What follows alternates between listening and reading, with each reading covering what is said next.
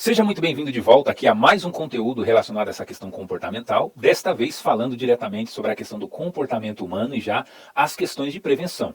O que é chamado então de segurança comportamental? Por exemplo, caminhar sobre um terreno acidentado é uma coisa, né? Saber que realmente aquilo que nós estamos fazendo é uma outra coisa. Ou seja, eu posso simplesmente estar caminhando sobre um local perigoso, mas muitas vezes sem saber o que eu estou fazendo, justamente por não conhecer as condições e as características do próprio ambiente. Então, o comportamento das pessoas ele é objeto de preocupação do homem já há muito tempo. Da mesma forma que um objeto de estudo é um fenômeno presente no dia a dia de qualquer pessoa, né? Segundo Botomé, ao examinar o conhecimento produzido sobre a noção do comportamento, afirma-se que ela evolui, inclusive, ao longo dos últimos séculos, em meio a confusões, equívocos e conceitos, inclusive, aí acerca da sua conceituação e do seu uso. Os verbos que são utilizados, por exemplo, para nomear os comportamentos como prevenir, evitar, analisar, podem levar a pensar muitas vezes que as relações que compõem esses fenômenos são simples, né? Ou que não muitas vezes é verdade. Ele é um fenômeno de alta complexidade, variância, né? O que requer muitas vezes mais do que o próprio senso comum para examiná-lo e intervir sobre ele. Isso quer dizer então que a máxima de um psicólogo de louco, todo mundo tem um pouco, pode manter a discussão então sobre o comportamento de segurança no campo dos achismos e não no campo aí da ciência neste caso. No âmbito da segurança do trabalho, então, o estudo da influência humana nos acidentes de trabalho necessita aí considerar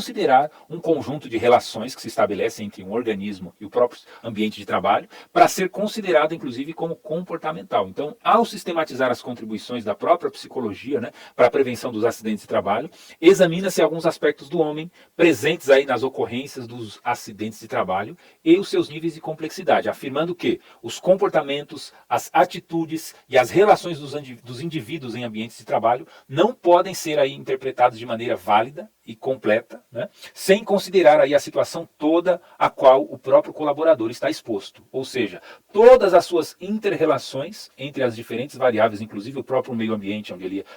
ele elabora, o grupo de trabalho ao qual ele pertence, a própria organização em si como um todo, as suas características, os recursos que são disponibilizados, né, o próprio acidente de trabalho, então, nesse sentido, pode ser visto aí como uma expressão de qualidade da relação do indivíduo com o meio social que o cerca, com os próprios companheiros de trabalho e com a organização.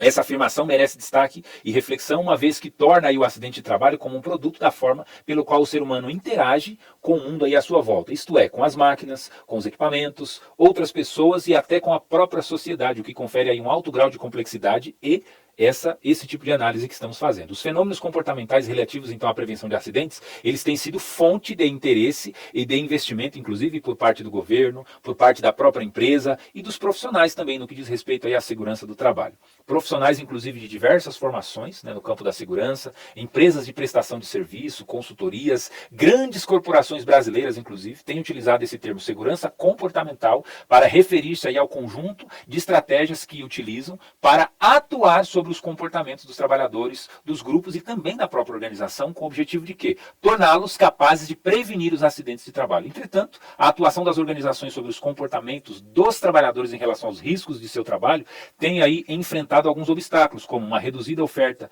de profissionais adequadamente capacitados para lidar com esse tipo de comportamento humano e segurança, intervenção de profissionais muitas vezes de outras áreas de conhecimento sobre o próprio comportamento, como o psicólogo, né? E muitas vezes esse profissional precisa ter aí também o conhecimento técnico científico, julgamento muitas vezes de profissionais de diferentes áreas do conhecimento e de que o comportamento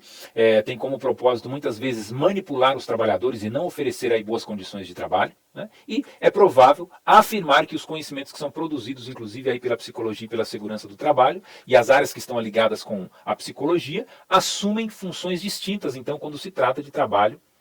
e outros demais profissionais de saúde e segurança. Para o psicólogo, então, a psicologia da segurança no trabalho, ela configura-se como um campo de atuação profissional, ou seja, né, um conjunto teórico e técnico, ou seja, não adianta a gente ficar só naquela teoria que a gente aprende na sala de aula, mas também isso deve